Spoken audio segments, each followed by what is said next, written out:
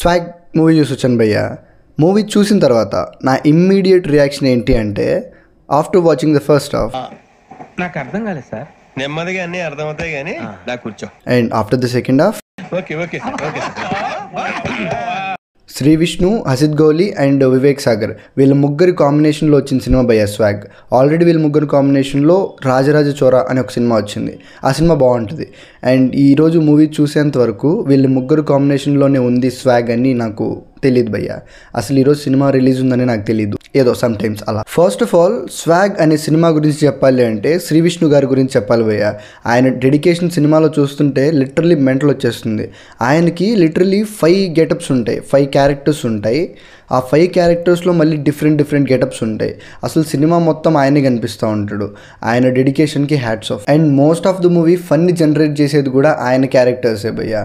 So ఆయన కోసమే చూసేయచ్చు cinema. ఇంకా నా వరకు సినిమా ఎలా ఉంది అనే విషయానికి వస్తే నాకు డీసెంట్ అనిపించింది గైస్, పర్లేదు. అసలు ఈ సినిమా గురించి ట్రైలర్ అండ్ టీజర్ చూసి నేను ఊహించింది వేరు అండ్ థియేటర్లో ఉన్న బొమ్మ వేరు భయ్య. ఎందుకంటే ట్రైలర్ చూసి ఆ ఫన్నీ చూసి సినిమా కొంచెం సిల్లీగా ఉంటుంది, ఫన్నీగా ఉంటుంది అనుకున్నాను, జస్ట్ లైక్ ఓం భీమ్ బుష్ లాగా. సో అలాంటి ఎక్స్పెక్టేషన్తో సినిమాకి వెళ్ళాను. అండ్ ఆఫ్ కోర్స్ అదే జోనర్లో ఉంటుంది ఫస్ట్ హాఫ్ మొత్తం. అండ్ సెకండ్ హాఫ్ విషయానికి వస్తే చాలా వరకు సీరియస్ జోన్లో వెళ్ళిపోతూ ఉంటుంది. ఇంకా క్లైమాక్స్ అండ్ ఎండింగ్ అయితే ఒక మెసేజ్తో ఎండ్ చేస్తారు. That's decent. ఆ పార్ట్ బాగానే ఉంది, బాగానే ఎగ్జిక్యూట్ చేశారు కూడా. ఫస్ట్ హాఫ్లో శ్రీ విష్ణు గారు చేసిన పోలీస్ క్యారెక్టర్ ఏదైతే ఉందో దానివల్ల చాలా నవ్వుకుంటాం భయ్య సినిమా మొత్తం. ఫస్ట్ హాఫ్లో చాలా వరకు ఆయన కామెడీ ఉంటుంది. అండ్ ఇంటర్వెల్ అయితే వేరే లెవెల్. అసలు ఆ బీజిఎంకి, అక్కడ ఉన్న ట్విస్ట్లకి, అక్కడ ఉన్న స్టోరీకి వేరే లెవెల్ అనిపిస్తుంది.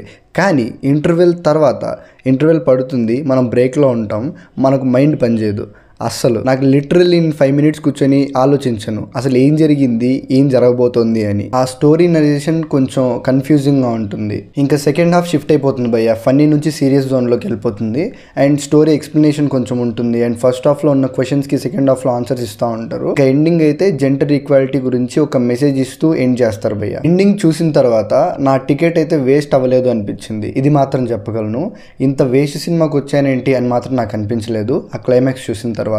సో టికెట్ అయితే వర్త్. మోస్ట్లీ ఈ మూవీ గురించి కంప్లైంట్ ఏముంటుంది అంటే కన్ఫ్యూజింగ్ నరేషన్. ఎందుకంటే చాలా ఎక్స్ప్లెనేషన్ ఉంటుంది భయ్య ఇంటర్వెల్ బ్యాంగ్లో కానీ అండ్ సెకండ్ హాఫ్లో కానీ దాన్ని ఎక్స్ప్లెయిన్ చేసే విధానంలో కొంచెం కన్ఫ్యూజింగ్ ఎక్స్ప్లెయిన్ చేస్తారు. సో కొంచెం దెమ్మ తిరుగుతూ ఉంటుంది మనకి మధ్యలో. అంతే గైస్, మీరు సినిమా చూస్తుంటే మీ రియాక్షన్ కూడా కామెంట్ చేయండి. I'll meet you with another video. Bye.